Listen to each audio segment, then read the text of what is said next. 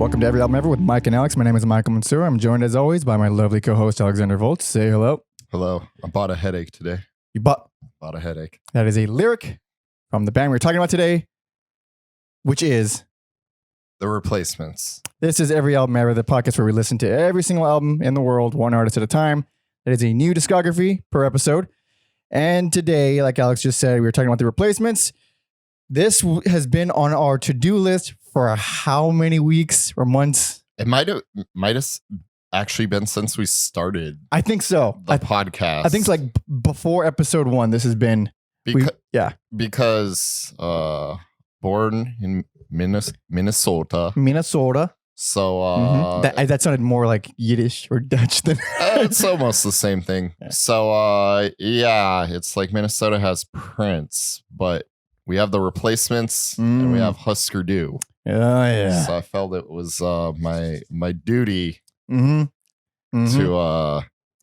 one day talk about The Replacements in extreme detail. Album by album. If you want to share this, tell a friend, like, subscribe, leave comments, all the things that would help us a lot. You could send everything you want. Wait, I just got fucked up. I just screwed up my own plug. You can do all those things. And then also a separate action of yours. You can send a suggestion for an artist you would like us to talk about, or you have any kind of feed. I don't care, dude. Just send everything you want to everyalbumever@gmail.com.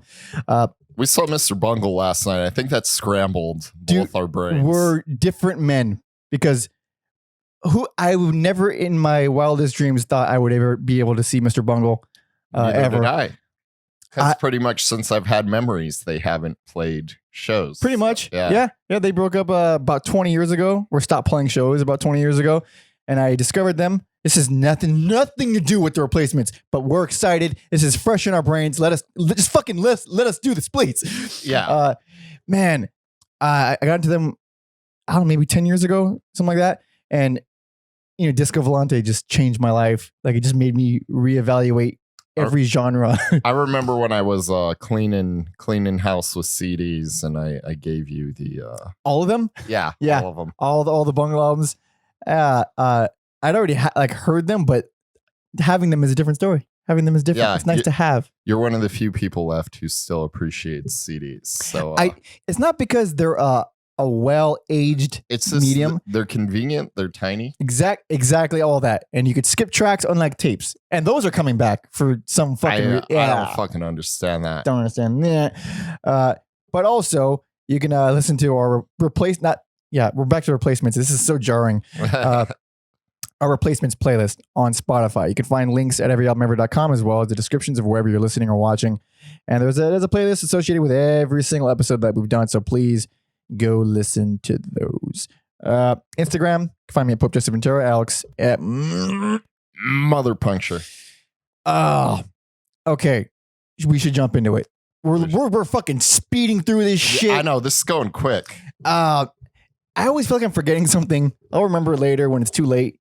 But fuck it, why not? Okay.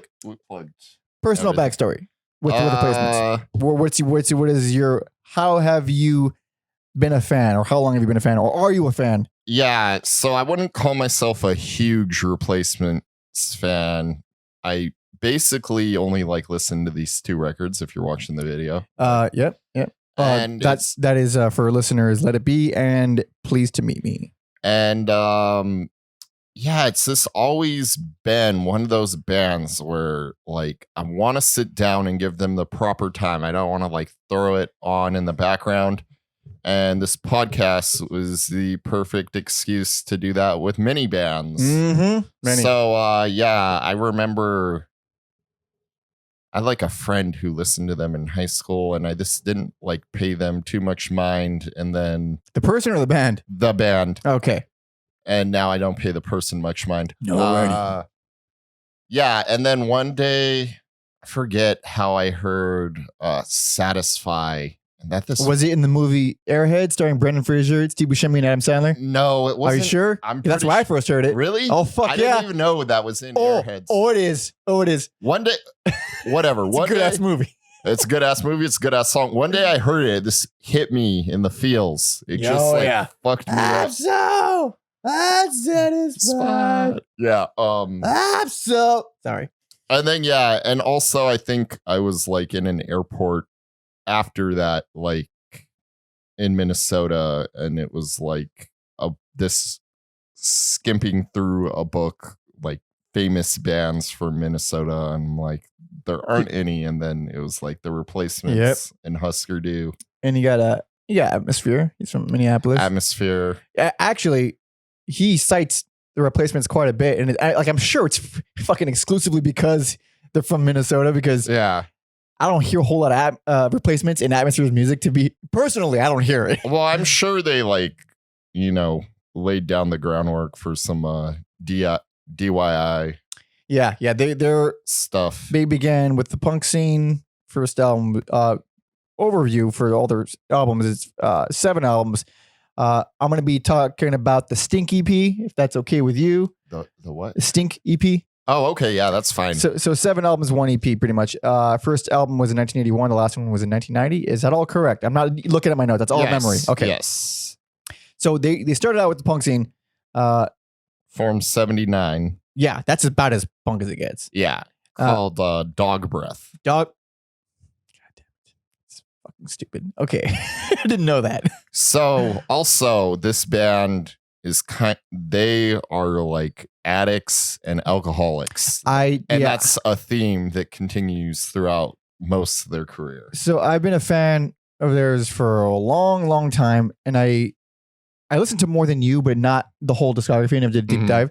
And I didn't discover them. I was told to buy their album by my brother. Like he said, like he buy this album. Does. Yeah, and it wasn't like he was a fan and then I got it by. He was like, you buy this album. I don't want to buy it. You buy this album. You listen to this band. And I was like, oh, all right. So I did. I bought that little album, Let It Be, over there, and it was at an impressionable age. He was like 13 years old, which is like, dude, I wish. No, I'll save it for anyways. But it was like, prime angsty, what's happening to my body and my life kind of years. And the band holds a place in my heart. And I did not a lot of reading, but I did read their chapter in Our Band Could Be Your Life. And it's devastating. Is it? Shit. I forgot a lot of it, but it's one of the most heartbreaking band stories I've ever heard. It's just, fuck, man. It's, and by the end of this discography, I'm listening to the last album, like it's that lingering knowledge is kind of like bleeding into me listening to the album. I'm getting sadder as I'm listening to the album. But fascinating band, good band, influential, but people probably don't know them by name. No, for sure they don't. They sound like a lot of things people tried to be. Yeah. I on quite a few notes I wrote sounds like XYZ. Sounds like someone who made more money than they did. Yes. Most definitely. Yes. So let's jump into it. Let's do it. All right. Fuck it. Let's do it.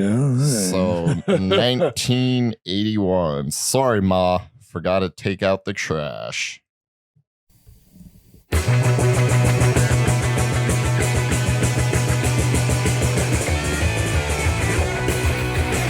That is pretty hardcore. I mean, it's not hardcore, but it's hardcore punk. Qualifies. This album is such a joy to listen to. Fantastic album. One thing that strikes me immediately is that it is hardcore. It's hardcore chord changes. It's hardcore energy, hardcore yelling, but 2 guitars being 2 guitars. They're not just all over each other. There's one in each ear. You can hear what they're doing. They play with different interplay stuff as the album goes on. And the bass player knows how to play a little bit. Yeah, for being drunk a lot. Yep. They're real solid on these.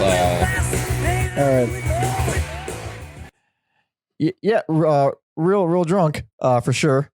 But solid. Yeah, indeed. Real good. Like you said, the 2 guitars, I feel like you get some unique solos that you don't normally hear in punk music.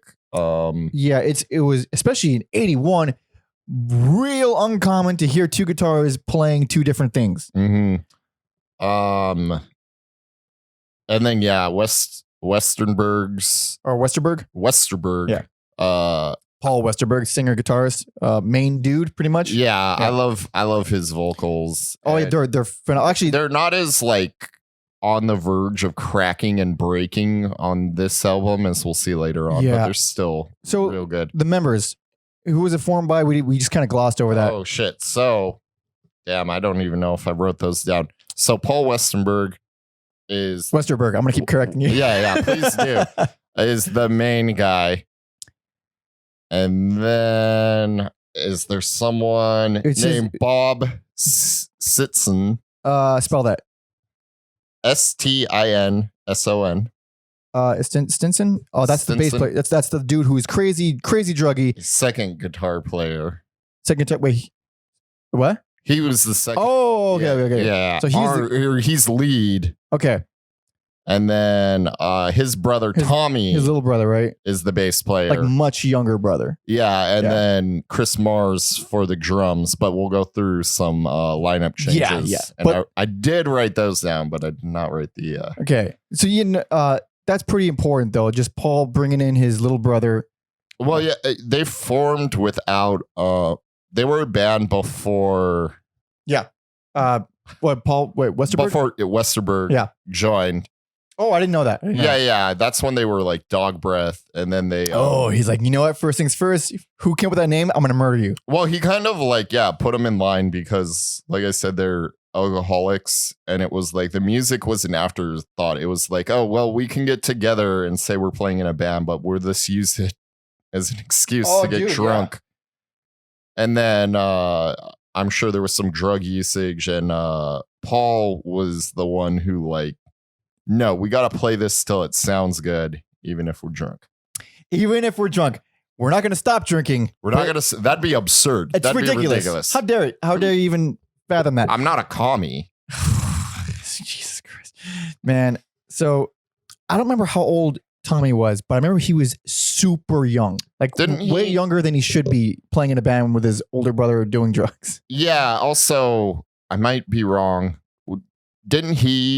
Isn't he the one who wrote I Hate Music? I don't know, but I do remember that song. I might be wrong. I think like he's the one who wrote I Hate Music, and it was just because he was like so young, and and even though there's a lot of dicking around in this band. There's a lot of dicking around in the band. But yeah, it's like he wants to be with people his own age, and he just... That's sad, because I know he brought him in the band to keep him out of trouble, pretty much. And they are trouble. And that's what made me the most sad. It's like he brought his little brother to join the band to keep him out of trouble, and then everything went to shit. Yeah. And all the drugs, all the booze. It's fucking depressing. Yeah. But good album. Great album. Real good album. Kind of reminds me of Black Flag, which we did a few episodes ago. Episode 24. And where it's like they're real good at punk music, but they're just destined to do other things. You can hear it already. You can, well, what's the one I'm thinking of? I can't read this fucking font. Kick Your Door Down. I also wrote that as a standout track. It's beautiful, but it sounds like, later era replacements. It sounds like one of their the sound they're known for. Sore Thumb on this album. It doesn't make any sense with this album, but it's fucking great. Yeah, Kick Your Door Down also sounds like it's from the perspective of like a shitty dad or stepdad. So I'm like, that is a real angsty song. Auto, super fucking fun punk track. I don't know why punks don't latch more to that song, because it's like, what else do you guys want from I don't know. It's a weird community. It's not as snarly, and it's very pretty. I'm gonna play it for the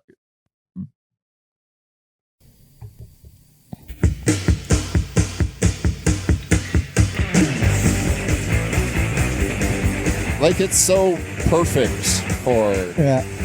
I think... It's a cool song. Yeah. Yeah, I did that. It doesn't... I feel like... 81 is also a year where things were getting real aggressive and chaotic. And this isn't that aggressive. This is still pretty... It's chaotic, but it's not overtly aggressive. It would be like... I think it makes... a lot of sense in 1980 or 1979. And it sounds like the difference between 80 and 81 is profound in the punk scene. Like it's just 1 year, but the difference is pretty huge. 81 is Damaged from Black Flag.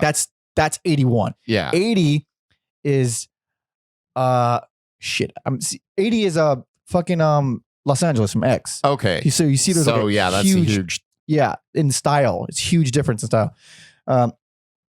And maybe that's why I didn't latch on. I don't know, but you hear, especially with the guitars, a lot of very interesting harmony stuff. A lot of things way more impressive. Not just because they were hammered, but it's like they didn't want to be a punk band, but they just happened to be playing it at the time. Yeah, and I guess we'll talk about that later. I don't want to gloss over too much Westerberg's voice. Fuck, man, he's not a technically amazing singer. He hits the right notes, but there's something wonderful about certain voices where there's nothing you could do to make it different. It's just the way it sounds naturally. Yeah. When he gets up there, it's just a very heart-wrenching howl. Really someone who, like, this is a cliche comment, but whatever. This fucking wears his heart on his sleeves, and you can feel that in his vocals for sure. There's this is going to be a little bit of a fucking diatribe on the side, but I was doing this open mic a while back, and this guy goes up. He's this, I don't know how to describe him other than like an artsy, nerdy black guy, where he's like small, skinny, dark rimmed glasses. He didn't have a septum piercing, but you can imagine him having one. And he goes up and he's got this fucking amazing voice, like this unique, smoky sounding, interesting voice. Of course, he's a great singer, but the tone of his voice is like, he sounds decades older than he was. And it's a very, very cool voice. Then he has a friend of his go on later on who technically was way better, doing all this crazy R&B shit, but his voice was not that interesting. And I'm sorry, but that's just, it doesn't feel the same. It's not good. It's not as good to me, because there's something about just a very unique sounding voice, and Westerberg for sure, he's got something like that. Yeah, that's my little rant. Yep. Hanging downtown. That song takes me back. Not that I listened to it when I was younger, but I'm like, I remember taking longer bus routes just to hang out with my friends. And especially when it repeats bus stop. It's like, I've been there. These fucking goddamn. I mean, they're kids, and we've all been there. Yeah, maybe not everyone in the world, but us, people who grew up in cities and stuff. Yeah, for sure. I do think it kind of peters out toward the end, and it's long. It's surprisingly long for a punk album and for a Replacements album. Yeah, I mean, still reasonable. 37 minutes is not. Okay, yeah, it's not long, but for a punk album, pretty long. But whatever. There's a lot of songs in there that I thought were like, Johnny's Gonna Die. Is that one of them? Oh wait, I think I actually like that one a lot. Yeah, that's a real good song. Is that one of the more pretty later era Sonic Replacement songs? I'll play it right now. Put on a little bit of that. Johnny's Gonna Die. Yeah, it is. Oh, yeah, this is a good one. Fuck. Great guitar riff. Mm-hmm. Solid bass. Man, I love this extra because that bass line, it's 2 notes. That it is what you call a major second if you're doing music theory. Oh, that's a cool vocal line. Okay. Yeah, that's a major second, which is a full step on a guitar or piano, whatever. And I hate that progression. I hate just those one full step back and forth. I hate that because it's usually, every time I've heard it, it's like, not only is it the most predictable thing in the fucking world, but very few artists do anything with it. This one makes it sad. Yeah. Naturally, a major second doesn't sound sad, but because of all the things happening in the background, the vocal line, the guitar lines, it feels fucking melancholic, and it's beautiful. Love it. It's always funny to me, songs like that, how you can technically break it down, like why it works. But it's like, of course, they weren't thinking about it. Nope. They're just talented. Yeah. That's all it is. So it's always like real interesting to me when bands kind of like stumble onto these things happenstance. Yeah, and it goes to show, man, don't go to school for music. Like, fucking nay, dude. Like, some people just have a knack for melody and for things that, if it sounds good, then use it. You don't need to know all this theory stuff. Like, some people, it helps. It never helped me. I've been writing before I learned how to read, and then I forgot how to read, and I still write. So if it helps, cool, but just try it without it. Try it, see if it works. You can save a lot of time. I guess we'll talk a little bit about Stink. We don't have to. I mean, you could put it on the opening track. Okay, I'll put it on. Fuck it. Oh, Stink EP. It's the thing came out right after 1982. I don't have album artwork for this. So. Let's just all right, do a little bit. Yeah, it doesn't matter. Oh yeah, this intro is very stupid. Minneapolis police, the party is over. Very Minnesota accent. It's so Minnesota. If you all just grab your stuff and leave, there won't be any hassle. He's the nicest cop. The party's been closed. The party is over with. Grab your stuff and go, and nobody goes to jail.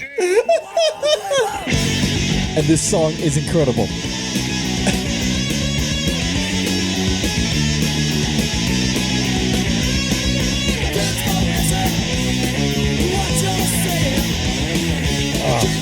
Great guitar lines.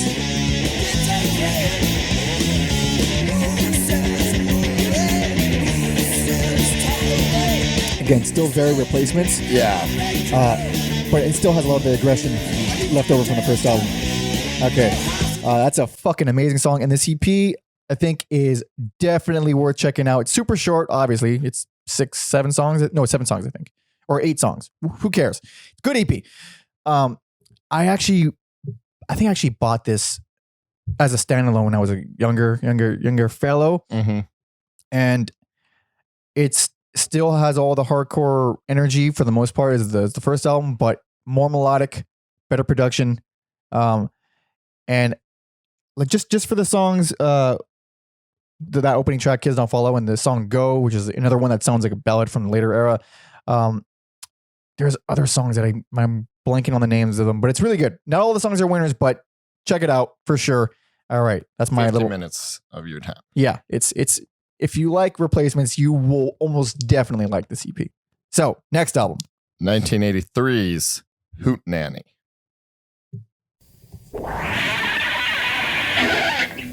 Hootenanny and E. Oh, God.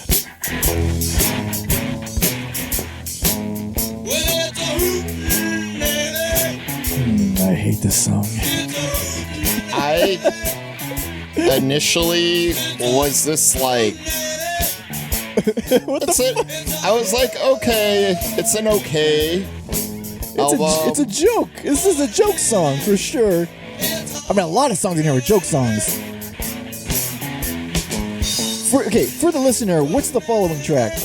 The following, okay, so because this is, want to fade this this is all that. That's that opening track. What okay, so the follow up is this. Run It. Now this sounds more like an opening track. Yeah, way more like an opening track. this is probably like the most punk Replacement song. Yeah, real messy. Okay, so that's one thing I think is pretty consistent with this album. Messy. Yes, and like I said, first listen, I was like, it's an okay album, but second and third being like minutes before we recorded. I walked in and it was on. Yeah. I like it a lot. Really? It's real. It's real adventurous. I think the first listen, I was like, it's too all over the place. Mm-hmm. And then listening to it, I'm like, no, these are some great songs. Mm-hmm. There's like a song where they have an electronic drum track for some reason. Yeah, I fucking hate that sound, but I appreciate the song. And yeah, I just think it's definitely an album that I would recommend people. If it doesn't get you first time, please listen to it again. I will second everything Alex just said. First couple times, like, fuck, man, this is such a letdown compared to the first album. It's jokey. It's so much jokey. Yeah. All jokey. A bunch of country western inspired stuff that's just like, it just misses it for me, and I don't like it at all. But they're well written upon repeated listens, and you feel how much fun they're having. Yes. It's super endearing. Yeah, especially like retrospectively, like I came back to this album after listening to the whole discography, and like I just really appreciate it, having known what's ahead. This is a real good EP. It's an EP. This? No, it's a full length. I think it's an EP. Oh no, this is an album. Oh shit. Okay, Yeah. my bad. Why did I think it was an EP? Whatever. That's a big ass EP. If that's, Whatever. I mean, it's still shorter than most albums. Probably. What is it, like 30 minutes? You know, we did the Minutemen, and that's just screwed up my sense of what albums and EPs. Dude, it's such a loose definition.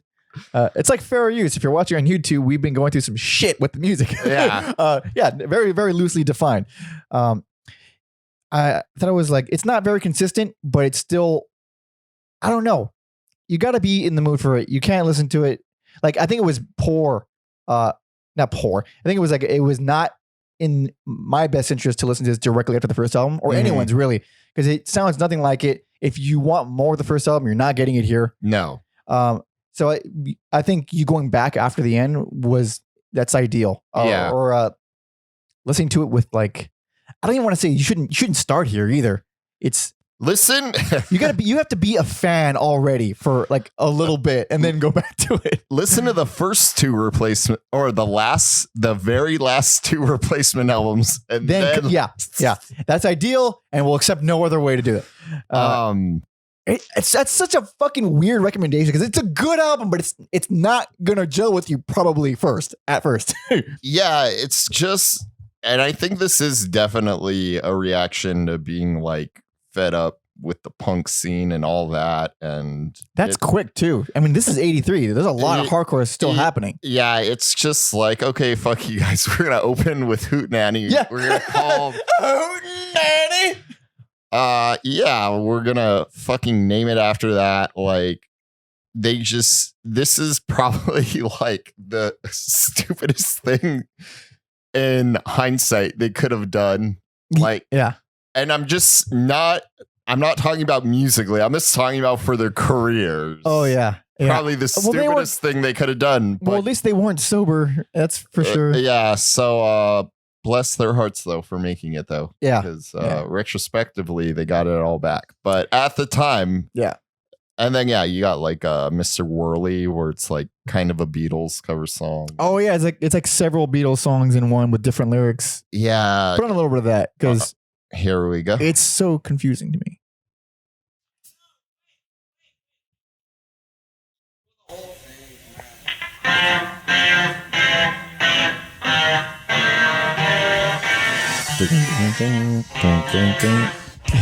I love how it just seems out of tune. Yeah. And this is punk song. Yeah. And then later on, little more things happen that are Beatles-esque. Yeah, they just keep throwing Beatles sections into that song from different Beatles songs. Very fun. Overall, I think it's more fun than like a really good album.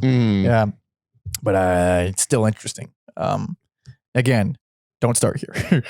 Let's move on to the next. This is the one. This is the one everyone knows. We'll get into the title after we start, but this is 1984. Let It Be.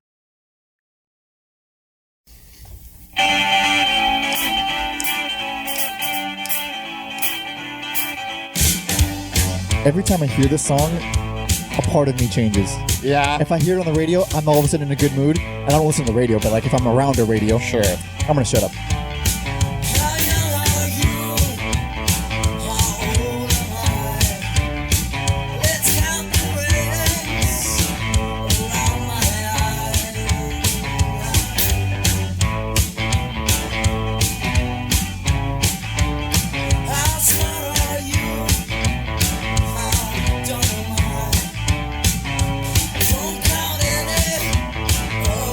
His voice is getting a little bit more heartfelt, more raspy. Yes. Yeah. That bass line, dude. That's just such an interesting bass line. Let's talk. Nothing controversial here. Best personal favorite. Best personal favorite. And I didn't fucking want to. I didn't want to. God damn it. No. I really didn't want to. And it came down to the wire. I almost didn't give it best. Mm-hmm. It was always going to be my personal favorite because this is the first album I heard when I was 13 years old. Mm-hmm. It changed me. And it holds up so well. It holds up so goddamn well. Yeah, there's a reason it's considered a classic. I earlier when you were talking about like you had this album when you were younger, I really wish I had this album when I was younger because it's so perfect. Even like as an adult, like even though I wasn't listening to it as a teenager, like even listening to it now, some of like the lyrics, much like I said earlier on Hanging Downtown, like the lyrics just kind of take me back and remind me of very specific scenarios.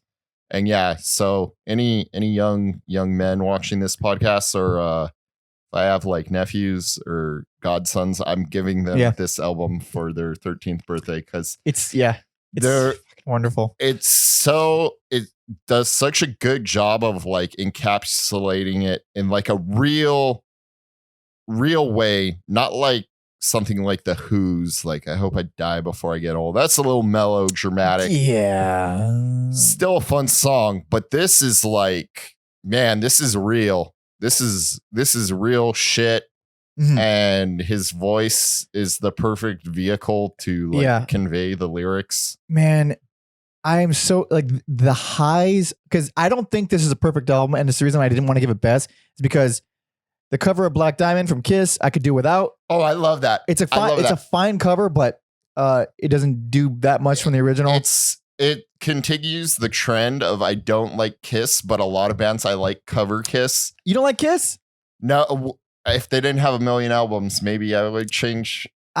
Maybe way down the line when we do two-parters. Yeah, because early Kiss is pretty good. I think Harder Than Hell, I think, is a fucking great album. Okay. I think that's my favorite. But also, Gary's Got a Boner, not for me, and 16 Blue, fucking not for me. I wrote like almost notes for every song. I'm gonna try to. Okay, so let's start with Gary's Got a Boner, because I love Gary's Got a Boner. I hate it. Why do you love it? Because like, as men, as boys, we've all been there. We've all gotten a boner at the worst fucking time. Absolutely. Yeah, for sure.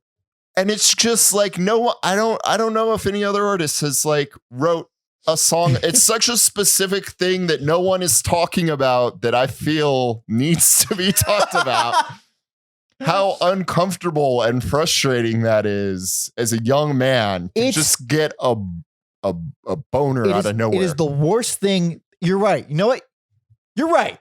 No one talks enough about how much I lived in fear every single day of my life from ages 12 to 26 that I'm going to get a hard on at the worst. Dude, in the middle school and high school, I refused to dress for gym. Because you had to wear shorts that were, if you got a hard on, everyone knows. And I failed gym in every year. You know how easy it is to pass gym? It's like, just show the fuck up. It's all you gotta do. And because I never dressed for it, I never went when I did. I never went. And when I did go, I didn't dress for it. I failed every single time. Huge. And I always look at other boys and they'd be wearing the shorts. And I said, how the fuck do you do it? Am I the only one who just gets fucking hard-ons all the time? I forget what movie it was. Maybe it was Superbad. They're like in gym and someone's talking and they're like, just went from 6 o'clock. Yeah. This went from 6 o'clock to 12 o'clock. Where you just flipping it in the waistband. I learned that later in life, as I'm sure most men did. Even then, it's like a dead giveaway. I mean, yeah, there's just one low. At least it's not fucking stick shooting out, you know? So glad I could change your mind. The thing is, lyrically, stand by. Okay. But Musically, I don't care for it. It's just rock and roll, pretty much. Mhm. Gary's got a boner. Yeah. Gary's got it. Yeah. 16 Blue is so again. obnoxiously boring compared to every other song. Again, like, man, I just think Paul is that good at lyrics. Again, I think it's just a very real song. This is fucking like, you're like sexually frustrated. It's like the strongest urge a person is ever going to have sex, probably, but you're so inexperienced. Mm-hmm. Yeah. It's cruel. It's absolutely cruel. Insane. Being a human is insane. Yeah. And yeah, this again, like, to be talking about that, Mm-hmm. and it's so real, and it's not really something that's pointed out too much. It's also not a very. It's not a very. This is gonna sound like this is a weird word to use, but it's not a very sexy thing to talk about. No, it's not. Yeah, it's unflattering and awkward, Mhm. and that all immediately makes you want to like it, even if you don't love the music. It makes you want to like it at least. That goes a long way. Yeah, and he has a good quote about that song where he says, if you, I think he was talking about it like retroactively, like later in his life. He's like, if you fit in perfectly when you're a teenager, I think you're gonna be a fucked up adult. Like the cheerleaders, the quarterbacks, they get married real quick, they have kids, and they work for a refrigerator company. I would rather die right now than be anywhere close to that. And then he talks about how if you're kind of messed up, you'll appreciate your adulthood a little more. You'd be a little more well-adjusted. You don't think things should be given to you. Yeah. So yeah. I think that's again, I feel like our demographic for this podcast is married women for whatever reason. Like, you're not wrong. They've been the most supportive. Yeah, absolutely. Thank you so much. As always. Thank you. Thank you, Ariana and Connie and Paula. And like, you guys are the best. So that's like our demographic. But if there's any young men listening to that, or not even young men, just like anyone who feels out of place and when you're younger, like that's such a comforting message. Like, it sucks right now, but like, you're going to be all right as an adult. Hopefully. Yeah. Really, hopefully. Are you going to be doing a podcast in your bedroom? You could also do that. Hey, we're okay. God damn it. But back to the things I do love about this album. Most of it, pretty much. I mean, God damn, like, there's just little flares, like, in favorite thing, the second track. There's just the guitar line in, I don't know, the right ear. I don't know who's playing it. You know what? I'm gonna put it on. I'm gonna describe it like shit in real time. Not the rhythm guitar. Listen to the lead guitar on your right ear if you're listening with headphones.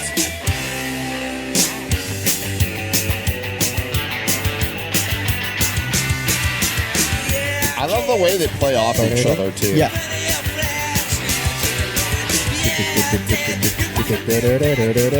I love that so much. Okay. It's so subtle. None of them are doing leads at the same time as each other. Mm-hmm. It's always trading off. It's very smart. It's very well done. And it's also really easy to listen to. So even though there's a lot of, there's some complexity here with guitars, it's all so damn accessible. Mm-hmm. I can't imagine people listening to this and not enjoying it. I can't imagine anyone not enjoying this. It's weird. Because to me, it does the perfect job of being weird and accessible at the same time. Because I feel like there's this, people think it's one or the other, but this album does both. Yeah, you can definitely be complex while still being accessible. It's just, I couldn't tell you, being a songwriter for my whole life, I couldn't tell you how or why or what makes it. It just, sometimes you don't realize that it's in an odd time signature and when it is. And other times you can't pay attention to anything other than that it's in an odd time signature. It's just, it's unusual how music works. But we're coming out. It's a fucking hardcore song with a goddamn piano breakdown in the middle of it. I love it. Fucking so good. It's so good. I love it. seeing your video, they were like Yep. very anti-music video, and so that's like anti-MTV song. It's mostly instrumental too. Yeah. It's It's really- not. It's it's not really good. until the end. It's. Yeah. I think every song, unlike Mike, I think every song on here is fucking. I think just the Black Diamond feels like a wasted spot to me, and then Also- the other two, I just Also, I feel like because they come from like the hardcore community, I love the contradiction of because I know much like the Minutemen, they would play cover songs to piss off the audience. Like, what a better band to cover than an overproduced amusement park guys in makeup. Like, you couldn't pick a more opposite band yeah. to cover in front of punks. No, I get covering Kiss. That's cool, but that's the thing. This album doesn't sound like a punk album, so it doesn't strike me as that antagonistic. Mhm. It just seems like, oh, they just decided to cover because it fits in Yeah. stylistically. Black Diamond's a pretty good song, regardless. Oh, also the album title. Oh yeah, what the fuck, dude? The balls on these kids. Who the fuck do they think they are? I love it because lots of times on this podcast, me and you, I don't feel like we've ever addressed this, but I feel like it's appropriate to talk about it now. Like, I do my best not to have any like sacred cows on this show. Yeah. And we get hate, and I feel like you do the same thing. Mhm. Like, no one is too sacred to us. We've put Jimi Hendrix on blast. Yeah. And so that's kind of what they're doing with calling this album Let It Be. They're like, nothing is sacred. Nothing. And the like to name your album after a Beatles album, already it's the most bold and kind of stupid thing. Mhm. But the fact that this album became a Is, classic, yeah. unbelievable. Like, it's like the audacity would be enough for people to ignore, even if it was good. Mhm. But the fact that it is embraced, as well as it also being really good, I'm baffled by that. It's probably more loved than the Beatles. Let Yeah, It Be. that's like the least loved Beatles album, though. Or isn't it? one of that's a different podcast. Yeah, probably. Androgynous, one of the sweetest, saddest songs. Dude, I have sung along that song hundreds of times. It's like a Randy Newman song. It's It is. awesome. But about like gender confusion. Yeah. And it's fucking great. Yeah. It's beautiful. Like, Girl wearing pants, guy wearing a skirt. It's so fucking nice. so good. And the way it's recorded, it's so hissy, like an old record, kind of. Not Mhm. quite, but it sounds like it was recorded in like an alley. Really raw sounding. There's a bunch of like things that would have been removed in more mainstream or commercial albums. It's just lovely. Yeah. Lovely. And his voice on it, it's like he's not the best singer. It doesn't matter though. No, he You doesn't just- need to be. You feel it, god damn it, you feel it. Yeah, it's this everything start to finish. I Uh, wrote for Satisfied, and even though we talked about Unsatisfied. it, or Unsatisfied, Mhm. I'm like, this is what like REM should sound like Every time. and for sure REM loves this album. Oh, like yeah. there's no way. Unsatisfied is like their most famous song. I Yeah. think by far their most famous song. It's the one that gets you. I mean, with good reason. It's real good, real good. But in terms of like destroying my entire soul, Answering Machine. Answering Machine, It yes. destroys my Yeah, soul. yeah. I have a hard time listening to that song because of how I don't have anything attached to it personally, Mhm. but just how sad the song is. It's just him and an electric guitar, not an acoustic fucking cliche, sappy kind of thing. Just Westerberg, electric guitar, howling about how he doesn't want to talk to an answering machine when he misses someone. Like, It's such a weird like character quirk. Like he's like, I'd just rather have the fucking phone ring Yeah. forever. Like, I can't imagine what the dude thinks about like social media and like where we're at now Yeah. because he was like, I just fucking hate technology. He must be living in a nightmare world Mhm. right now if he hates answering machines. It's funny how certain songs from this album will come up in like the most random parts in the world for me. And I remember, I think I was a couple of years ago, I went to hang out with like an old coworker in like a pool hall or something like that, some bar. And I was listening to, I hadn't heard this album in so long, and I was listening to it on the way over to pick her up or whatever. And I was like, yeah, this album is fucking amazing. And then we get to the pool hall, and then Answer Machine comes on the radio. I was like, oh my God, the world, the universe. Oh my God. But I didn't want to give it best because I still have problems with those 3 songs, and I don't think it's like perfect. But the highs on this album, they've never been high. They're so high that everyone should start here. If they don't like this album, I couldn't imagine you not liking it. But if you don't, then don't listen to anything else. You're done. You're done. Excommunicado. Yeah. Okay. So where are we at now? Now we're at the following year, 1985. Tim.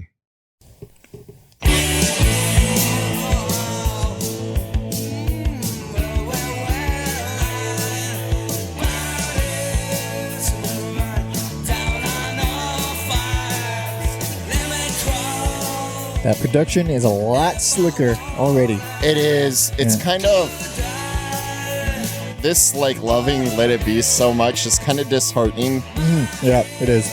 And I'm not saying like bands shouldn't evolve or change or embrace higher production, but it's just like something's missing. Yeah. This isn't a terrible song, but boy, is it not grabbing me. See, that's cool. This stuff a really cool style. His lyrics, I think, are killer until the end. But it's just the way. Elaborate a little bit. Like if you sit down and you just like read the lyrics without listening to the songs, I think they're still like extra clever, extra witty. Is this 1 second? Yeah, like this, there's like a lot of like double entendres, mostly about drugs and suicide. Yeah, boy. A lot of that. So what's going on with the band at this point? So at this point, they're the most successful. I didn't get around to watching it, although I wanted to. They ended up being on SNL, but they're so fucking drunk. It's supposed to be like one of the worst SNL performances ever. Really? Yeah.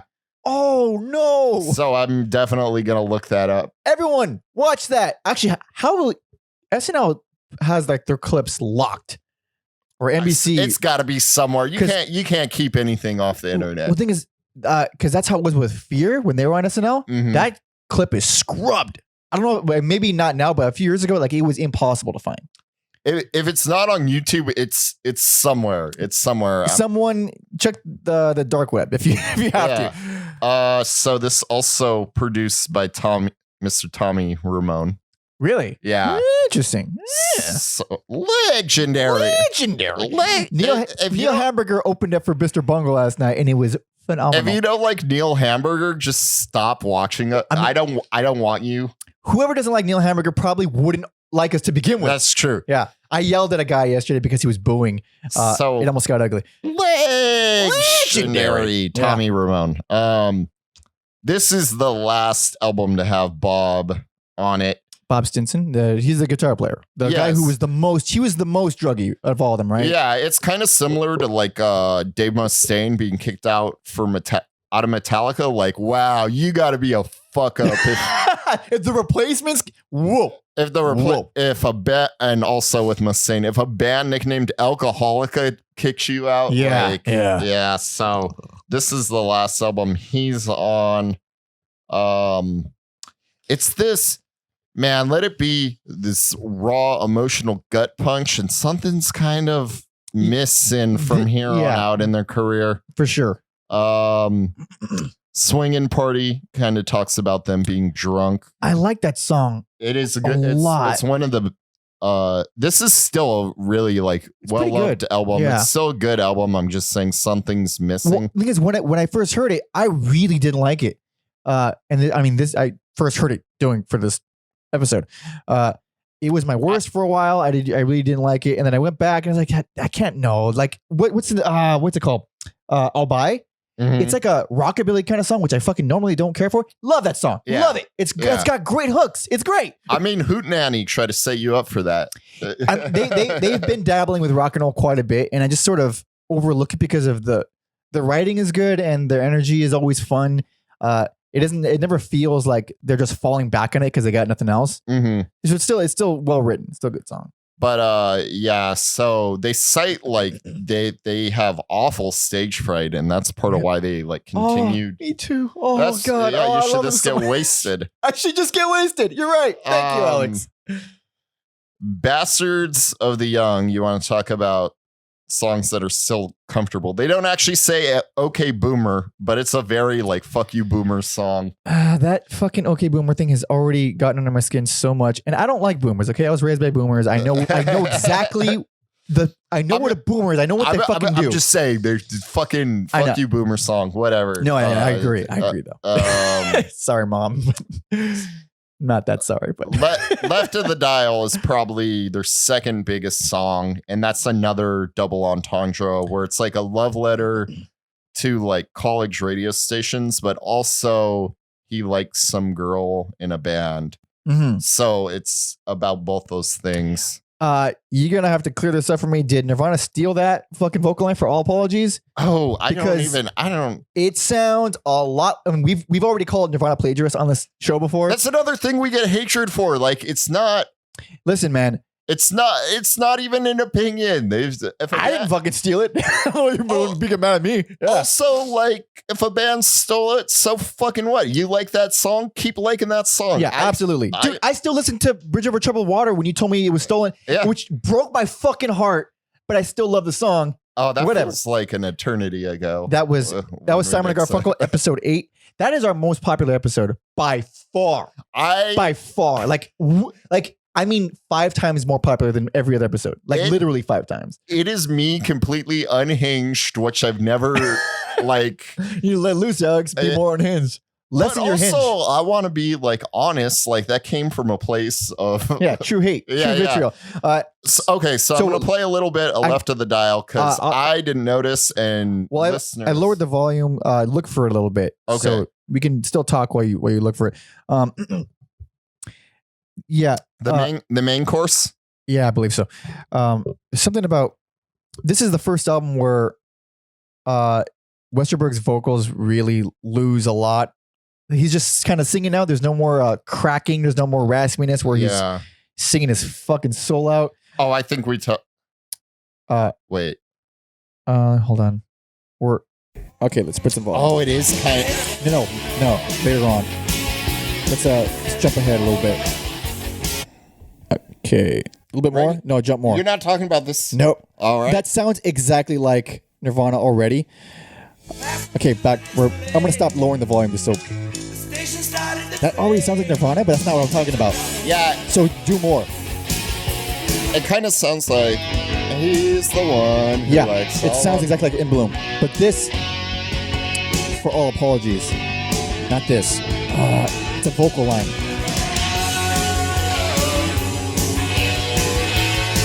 I should have time-stamped that. I'm a fucking moron.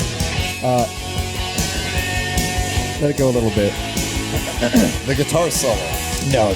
It's the vocal line. Because, we're almost like... No, I know. Okay. It's toward the end. Oh, well, you should have said that. I probably should have said that. I could have done a lot of things better. Should I? Now keep going. Shit. I don't want to eat my own ass. I'm currently eating my ass. I don't know exactly what it is. Good thing eating ass is in. Okay, so I'm lowering the volume. I'm going to look for it myself. Okay, yeah. You talk about the history. You talk about anything you want while I look for this. Okay, so yeah, that song that we just listened to, double entendres all over the place. The opening song is kind of another double entendre about suicide and kind of flirting with fame a little bit. Found it. All right, let's listen to what I believe is stolen. Man, I hope you don't agree at all, so it'll make this all worth it.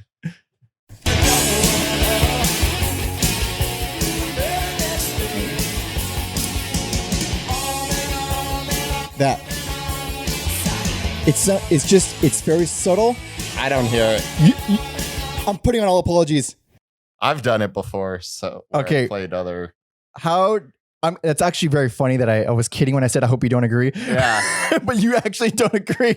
Okay. The outro to All Apologies.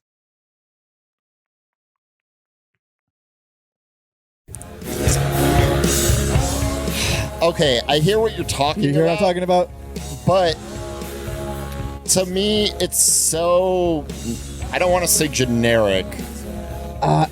It's because he chose the same words Mhm. practically, and then the same type of Outro. rhythm, same type of melody, and I would be very surprised if Nirvana did not enjoy some replacements. Oh, they probably love For sure. it. Yeah.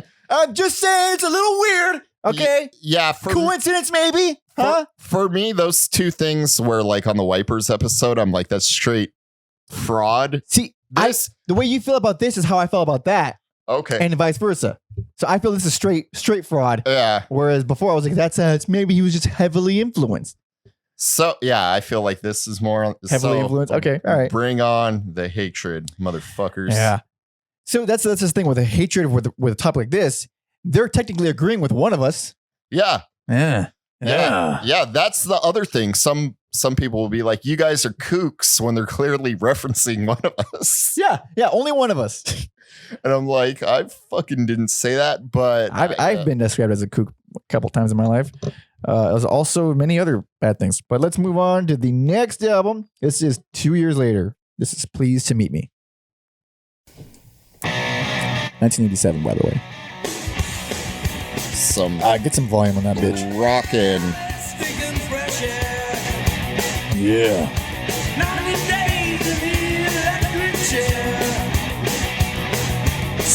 What's funny is they have a song called Nevermind on there.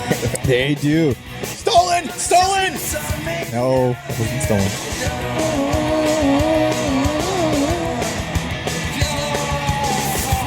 That snare is snappy.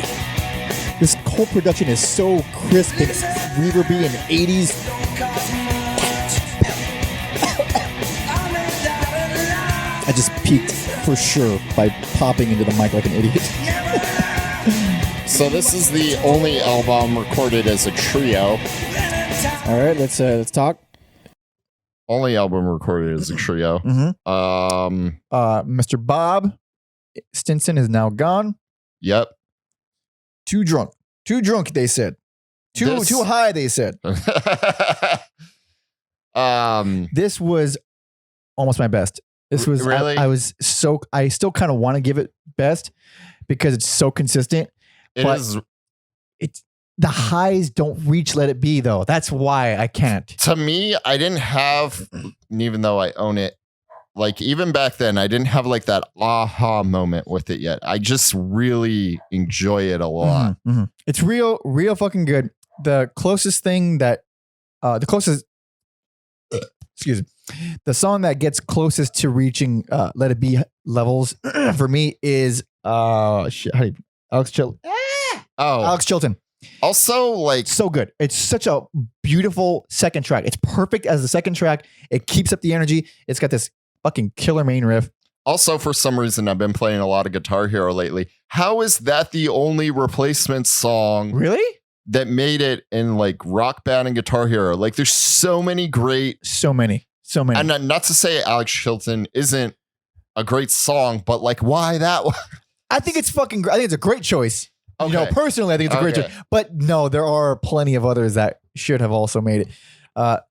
But And also, yeah, they're kind of like the big star of punk rock music, so it's only fitting that they have a like love letter song to the guy from Big Star. I don't even know who that was. It's Alex Chilton. See, I don't know the guy's name. I don't know anything about the world. I'm a very sheltered individual. I actually have no idea. Yeah, so we'll do like a Big Star episode one day Yeah, that because. sounds like a good idea. Actually. But yeah, that's kind. I think he might also be on this album. I don't know why I didn't write that down, but yeah, obviously they love Big Star. I don't think they'd be the same band if they didn't love Big Star as much as they did. Mhm. You can hear a lot of Big Star influence. that I was mentioning a little bit about the production, how it's very 80s. There's a lot of reverb, especially on the snare.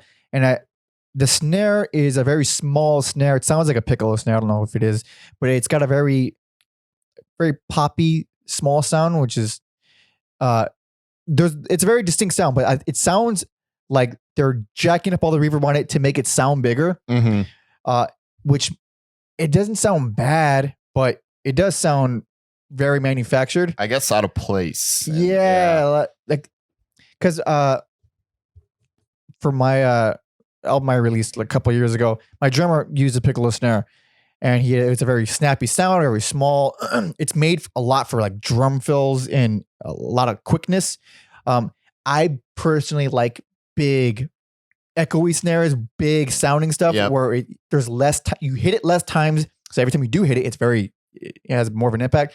But I realize that like if you're using a piccolo snare, you ain't gonna get that. Just fucking accept that it's a small sound and work with that. Here it sounds like these songs aren't fast songs. No, and then you got things like Nightclub Jitters. That's a beautiful song. It's like a nightclub song. It's very not modern nightclub, but like a jazz nightclub. Yeah. And then I'm gonna play a little bit of the ledge because like the ledge. I'm gonna play a little bit because I feel like just my words can't do it justice. I really enjoyed it a lot. Oh yeah, it's a good one. It's like great like replacement guitars. It's like heartbreaking but upbeat. Yeah. So his voice still has a lot of that soul, but it's not as energetic or passionate as before. Yeah, it's not like on the brink of breaking. Yeah. He still has a really cool voice though, even when he's like toned down.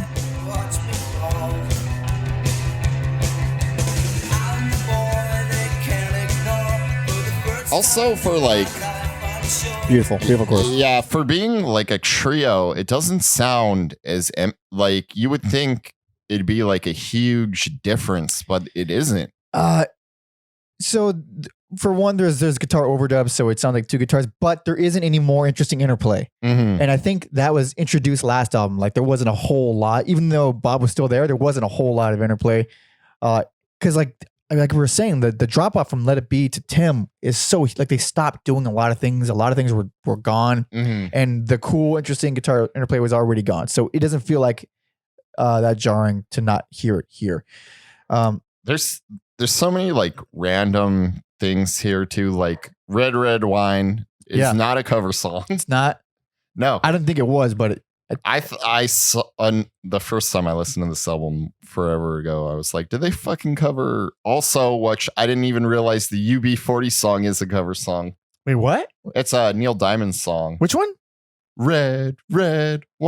Oh, okay. Man, I'm getting my head is so confused right and now. then, the replacement song is nothing to do with either of the songs. Okay. It's same title. Okay, that's confusing and annoying, but I still dig the song. And then, I don't know how popular it is today, but back in the early 2000s, a little teen comedy came out called Can't Hardly Wait.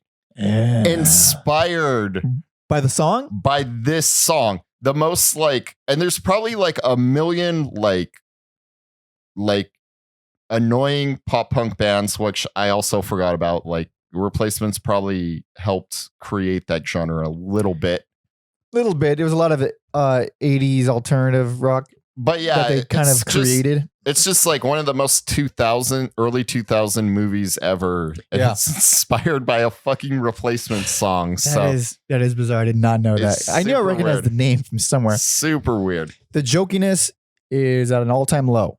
Like the closest thing, I would say Shooting Dirty Pool. Yeah, the closest things are the songs I Don't Know and Shooting Dirty Pool. And both of those are still pretty damn good. Mm-hmm. They don't feel that jokey. They're jokey-ish, but they still kind of hold up. And I dig that. I think like the weakest song by far for me is Nevermind. Mm-hmm. And even that one, I like it more than 16 Blue. Okay. Like, so that's why you're wrong. Hey man. No.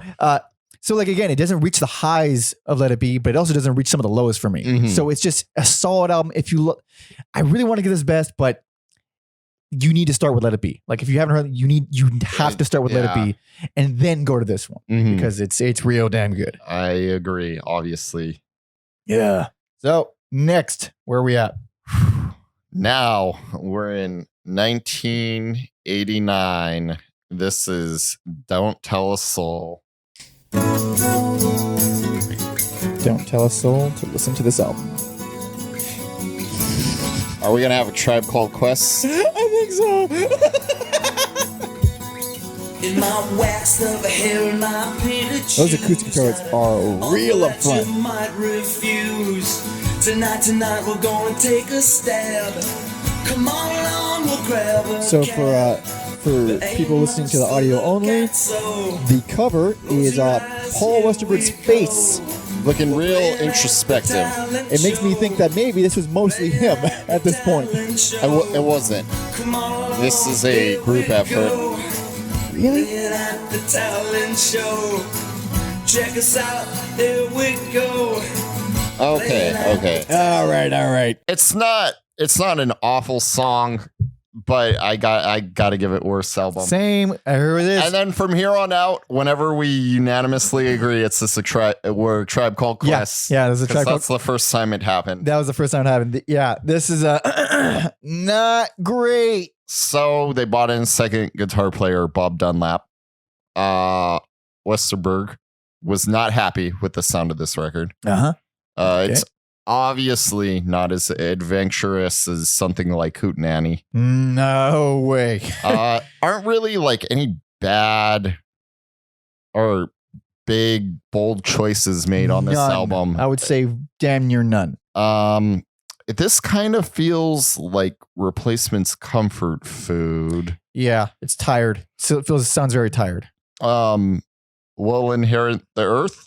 That's like if U2 was cool, they would sound like what I think is the worst Replacements album. Man, you must hate you too. I fucking hate U2. Really? I fucking hate them. You know what? To deviate just a tad, I didn't know how I felt about U2 because I hate the idea of U2 so much. I hate everything And about them. Then I listened to what everyone regards as the best album, Joshua Tree. and I did not care for it. I did not care for it at all. If they ever like the coolest U2 song is a song off the Batman Forever soundtrack.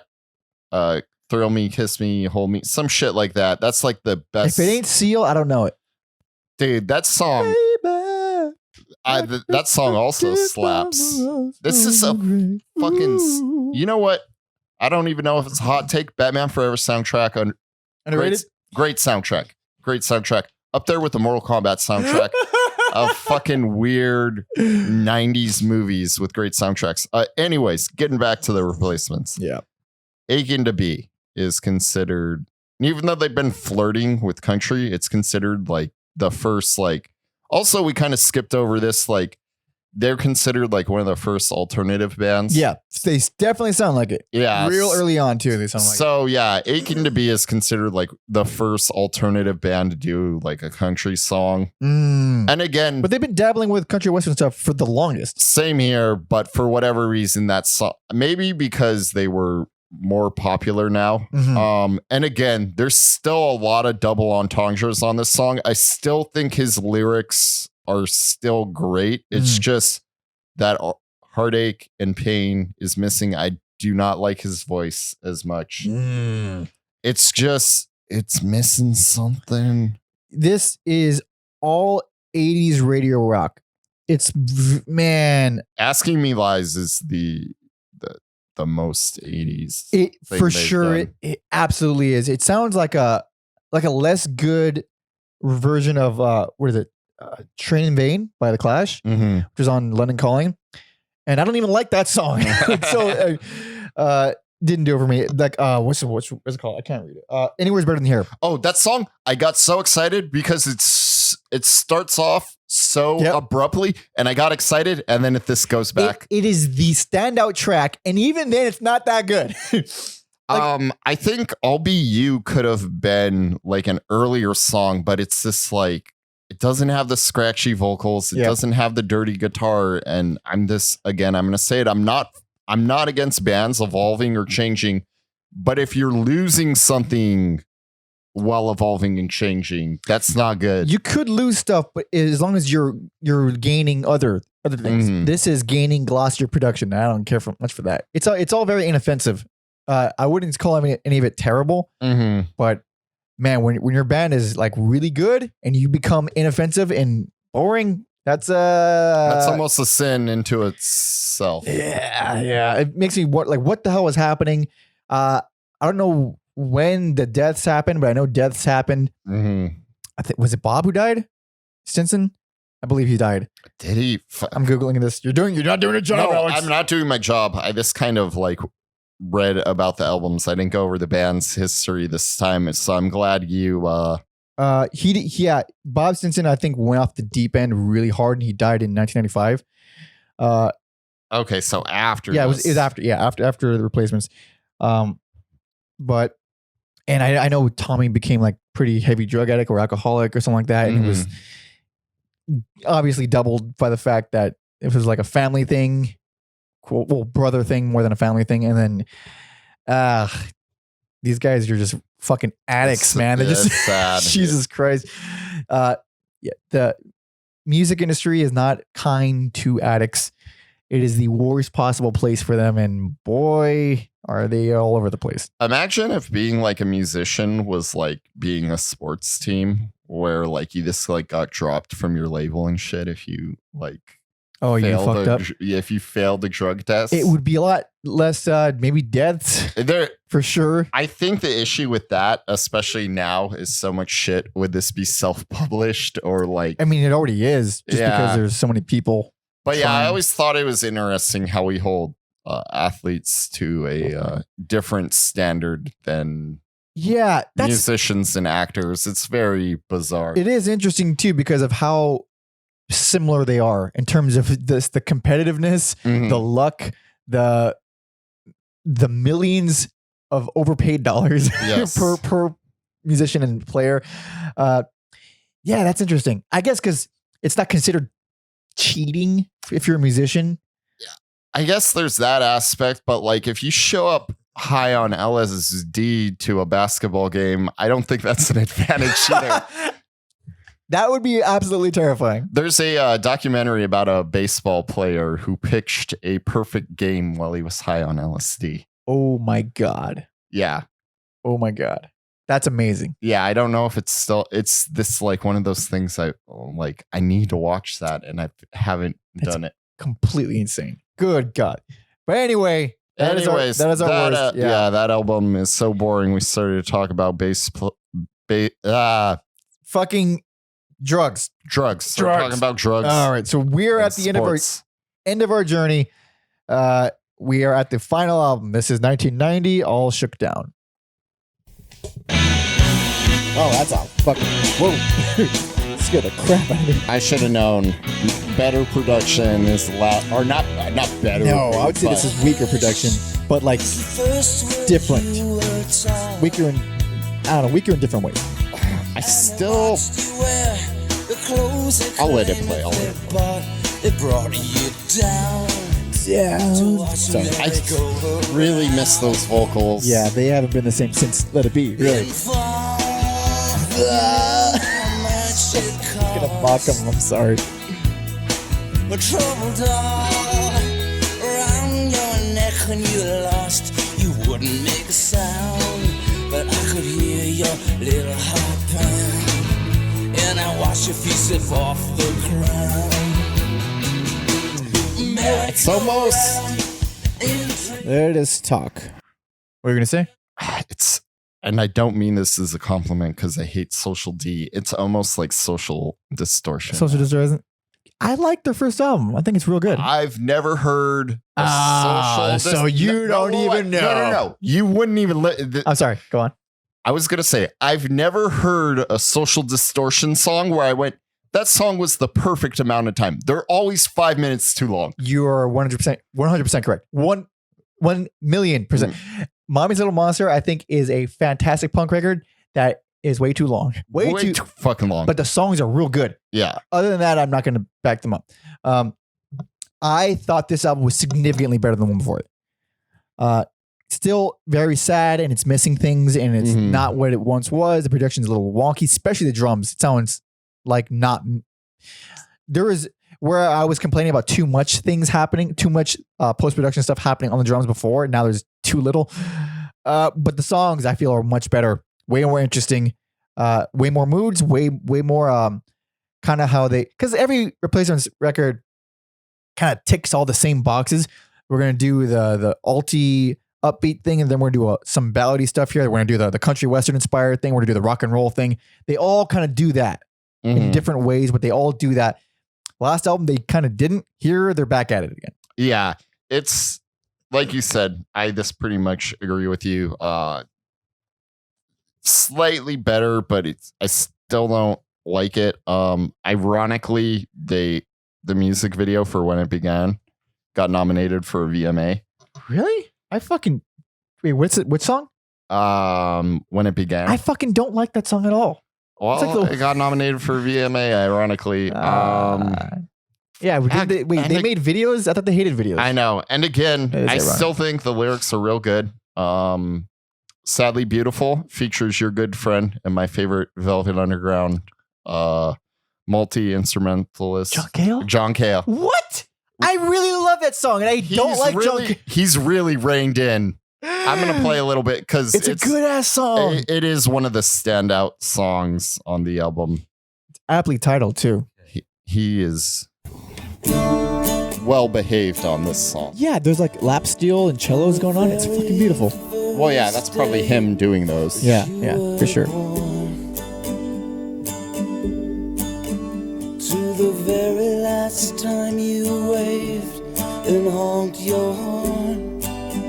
But imagine if his vocals were like all shaky and broken, how much better it would be. I know. But the lyrics to this are like super fucking. They fuck would be hard, man. Yeah, I think the title track is also worth listening to. God damn, this is. This is really nice. Those lap steels. When the cellos come in, it fucking destroys me. It's all John Cale, baby. I know. I hate him. I hate his music, but I think he still can play. Contrary to all the shit I talked on the Velvet Underground episode. Yeah. Fucking Attitude. I was getting some Rod Stewart vibes from Really? That. What if that album was just like stripped down acoustic album? I think it would have. This one? This one. I think it would have been hypothetically. I like the energy that it has on it. I think Nobody's real fucking good. Mm-hmm. I like that one a lot. It was pretty energetic. But I do agree that the really ballady stuff, like The Last. I mean, it's in context, it is so much sadder. Because this is the last album. It's like taking into account the band's history and all the drug use, and then it's the last song of the last album, and it's called The Last, and it's super fucking sad. This whole album really It makes me sad. It's not that it all sounds sad. It just, I feel sad when listening to it for sure. Yeah. Oh man. So yeah, that's their last album until like 2012. They recorded an EP. Oh, they did? Called Songs for Slim. Who played on it? I didn't even know that. Let's see. I'm a fool. As well as that, they've done a few shows from like 2012 to 2014. Mm. So yeah, on the EP, it's Chris Mars, Tommy, and Paul Westerberg. Okay, Westerberg. you were doing so well throughout the whole episode. Westerberg. It's like you gotta cut yourself off. Yeah. You gotta say it real quick. Westerberg. Yeah. So they did that. I did not listen to that, but they did that. They've done shows with John Frisch on drums and Billy Joel from Joel Armstrong. Oh, sorry, Billy Joel. Billy Joel. No, Billy Joel Armstrong. Yeah, sorry. Yeah. That makes a little more sense. Of course. Have you ever noticed they have the same kind of eyes, Billy Joel and Billy Joe Armstrong? No, I haven't. It's kind of similar names. yeah, so kind of interesting they did those shows. I also I didn't realize Tommy was in Guns N' Roses for a little bit. Really? That's fucking wild. That is what? Really? Couldn't have been like good era. I mean, like how like recent Guns N' Roses with Fat Axel? Faxel? Oh, Faxel. Oh, Faxel. When was Tommy? What did it say? We're like, how unprofessional is it? We're reading on the while Yeah, recording. 1998 era. Guns Oh, N' that's Roses. rough. Yeah. That is not great. But, dude, fuck yeah. Still Yeah. making money, playing music. And It's he's just not dead. It's just not a good day for me, so I'm reading to you guys off the wiki page. And The wiki page. That is- but yeah, I would say great albums up until they aren't. I like this last album. I think it's pretty good, but you know, it doesn't. Of course, doesn't reach any of the highs. But you know, I think "Pleased to Meet Me" is surprisingly fucking great, given how late it is. Mm-hmm. So, I mean, it's a good band. They're a good band. I don't know what else to say. Good info. I feel like we do this a lot. We do a lot of your favorite bands Yeah. on this podcast. Yeah. I think as part of me, I don't know about you. I think we like the underdog, the unspoken heroes. Yeah. Yeah. And yeah, so we're gonna keep on doing bands like this. Yeah, I mean, we'll take. Obviously, we want suggestions, but it's not as interesting to talk about big bands. Like Led Zeppelin was fun because I'd never done a deep dive in my entire life. And well, they're one of my favorites. Yeah. But like, it's bigger bands. Like we people know them and people talk about them. I ran into that wall on the Jimi Hendrix episode where I said, what is there, like, what can we possibly add yeah. to it? And then, yeah, I feel like do we have a date for the Husker Do's? It's kind of perfect that we do Husker Du at a later date because they're on SST, Minnesota Punk. What a better way to like cap it off is like, they kind of tie in a few threads we have going on for the podcast. SST, Minnesota. Yeah. They're coming actually real soon. Who's Good is coming out real soon. So yeah, keep an eye out for the, again, they're kind of like cousin. Like I said, they kind of tie in some threads we've talked about. So they're kind of like cousins and cut from the same cloth as Black Flag and the Replacements. Yeah. So thank you again. Actually, no, let's recap before I we got to recap. forget. We got the most boring recap ever. Oh yeah, our picks, both of our picks. What's our best album, Alex? That would be Let It Be. We're basic bitches on this podcast. 1984. It's still so good. I still think everyone should listen to Pleased to Meet Me. But Let It Be, you got it. If you don't know, start there. It's real beautiful. Also, because their picks are boring. I also their first album. Sorry, Ma, forgot to take out the trash. Yep. And Hootenanny and Tim are also. And the Stinky P, Stink. Oh yeah, it's real good too. Real good. And our worst is Don't Tell a Soul. 1989, I believe. Oh, before you wrap it up, because who's getting last? Or can we kind of sync up like we did on the Cockatoo Twins? Cocktoe, Alex. It's Cocktoe. Cocktoe Twins. You son of a bitch. That is a recurring joke from fucking 2 episodes ago. Okay, so in my just off the top of your head, what song do I feel? What song do I feel? I might feel it too.